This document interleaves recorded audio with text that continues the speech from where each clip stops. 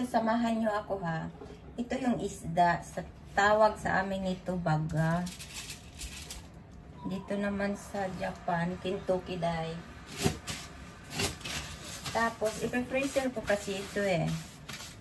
Ngayon, ako, pag nagpe-freezer ako ng isda, nilalagyan ko siya ng asin. Alam niyo kung bakit? Kasi, kahit naka-freezer siya, hindi yun nagbabago yung lasa niya eh.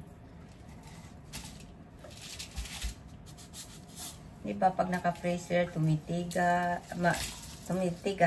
syempre. Pero yung lasa kasi niya, parang medyo nagbabago. Pero pag niligyan mo ng asin, hindi ganon. Try nyo na lang.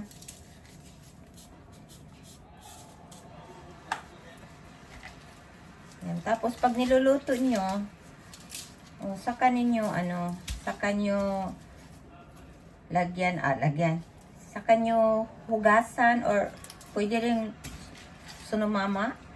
Ano ba sa Bisaya yung sunumama? Ewan ko, sa Hinapon sunumama eh. Pwede namang hindi nyo hugasan kasi malinis na to eh. Nililinis ko na yan eh. Kaya pwedeng sunumama ninyo ihawin or anong klaseng luto ng gusto nyo. Sunumama sa Japanese yun. Di ko alam paano sa Bisaya yung sunumama. I-search nyo na lang sa Google. Sunumama sa Japanese. Tapos sa Bisaya.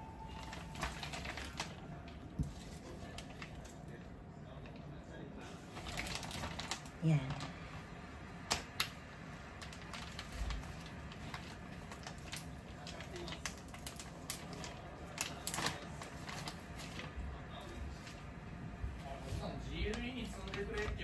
C と C だったっけ？それともどっちのタイプだっけ？ GLE。どっちのタイプ？こっち？ C と C。 C と C これ？じゃあ。あ、そう。こっちは積まなくていい？じゃあ。あ、それも入れて。あ。のして入れてじゃなくてのせて。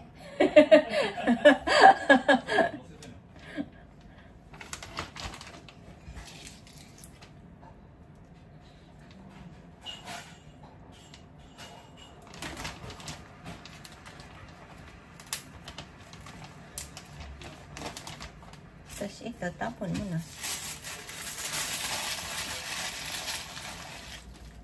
How? Basurahan.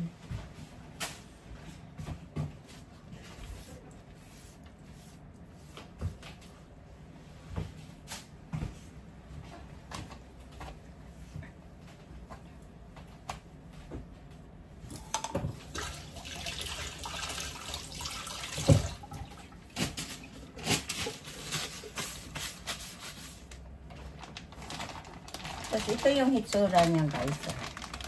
Yan. Huwag natin ipakita yung pangalan ng silupin. Baka ma-restrict tayo. Yan, ganyan.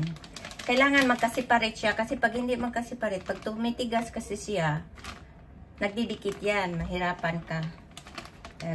Ito. Ipe-freezer ko na. Ipe-freezer ko na siya.